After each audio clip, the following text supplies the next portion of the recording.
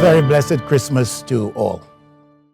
What we as Barbadians reflect on and rejoice in at this annual season is the revelation of the world's greatest wonder, revealed in a very menial circumstance, in the small space of a cattle stall. The celebration of the world's greatest gift, received in the small package of an infant child.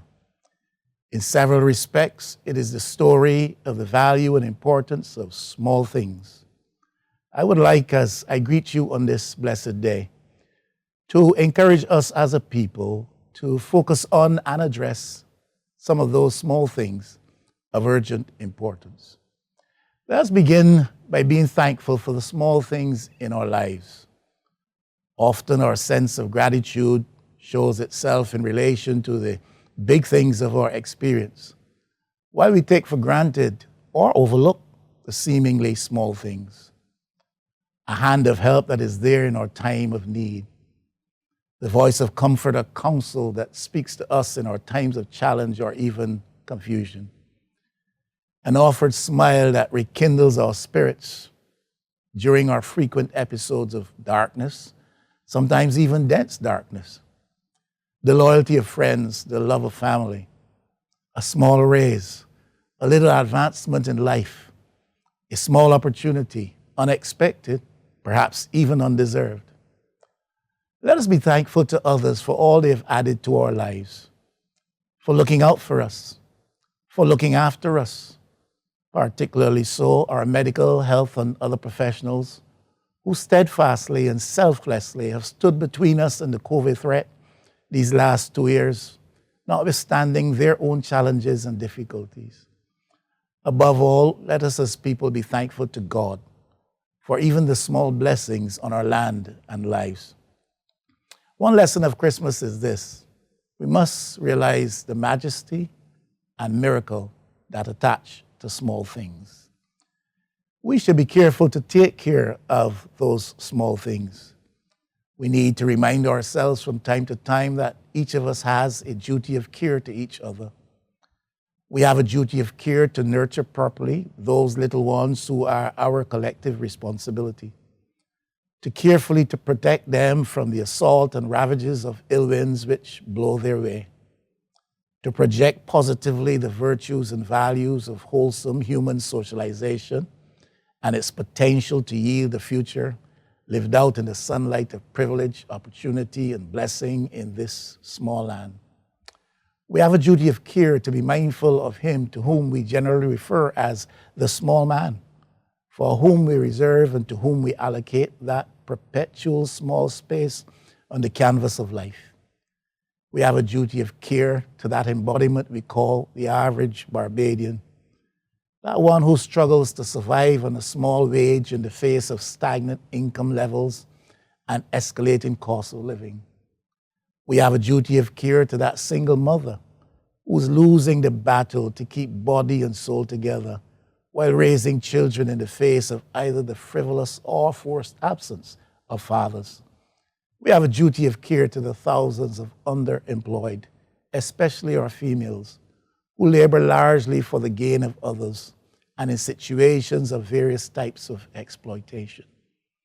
We have a duty of care to the small multitudes cramped in small spaces they must call homes, makeshift chattel, devoid of the conspicuous utility and amenity associated with the other Barbados.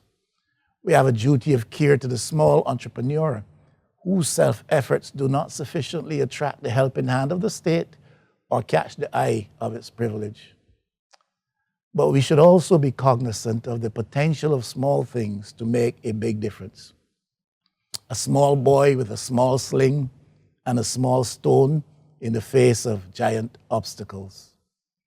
A little oil, a little flour, and its capacity to stretch beyond your needs to that of others. A little boy with a small lunch that feeds a huge crowd. A poor woman with 2 small coins, but with a big heart and a spirit of giving and sharing. My friends, small space is no limitation or constraint to big ambition or great aspirations or even gigantic achievement. Ask a Gary Sobers. Ask a Robin Fenty. Ask a Suki King. And small nations also can have and must have a big voice in today's global theater. That voice must be loud on climate change, an existential threat reality which portends dark days for our children. That voice must be loud on fair financing, which does not take account of resource capacity and vulnerability profile. That voice must be loud on trade inequities and sustainable development impediments, which consolidate capital wealth, industrial and technological advancement, and afford market advantage in a context of skewed growth. Yes, small space can also contain big treasures. This small space we call Barbados is about more than a cave, about more than a coastline. It's about more than a countryside. It's about our patrimony. With all of its blemishes, it is our paradise, our small garden treasure to be preserved for our progeny. Our parliament, too, is one of our treasures, a comparatively small parliament, though one of the oldest in this hemisphere. Its primacy in the life of our people and its prominence in our architecture of constitutional democracy render its function almost a sacred duty. It is a treasure the value of which is not to be diminished by surrender of character or conscience to compromise or the commoditizing in any form of the noble duty of community representation or national service. But the ultimate treasure in this small island space, however, is our people. And I remain firmly of the view that the multiple millions of dollars from our small purse, properly spent on education and training, on healthcare and social services, is not an expense, but an investment intended to preserve and enhance that treasure, our Barbadian people. But alas, my friends, let us also be aware of the danger of taking small steps in the wrong direction. The first step in the journey down a dark path may be taken in the glare of dimming light. This journey upon which we are embarked as a people, as a nation, is not about plotting a destination, but about pursuing a destiny. It is not as much about where we end up on the various global indexes or indices, if you prefer, as it is about who and what we become as a small island in this world's massive global ocean. We dare not depart from our traditional values and moorings rooted historically in the offerings of the home, the school, and the church. We dare not follow any impulse to trade in wholesale the wholesomeness of our Barbadian culture and value set for the hollowness of foreign cultural trappings made attractive by marketing gimmicks and the good tidings of the gospel according to materialism, secularism, or humanism.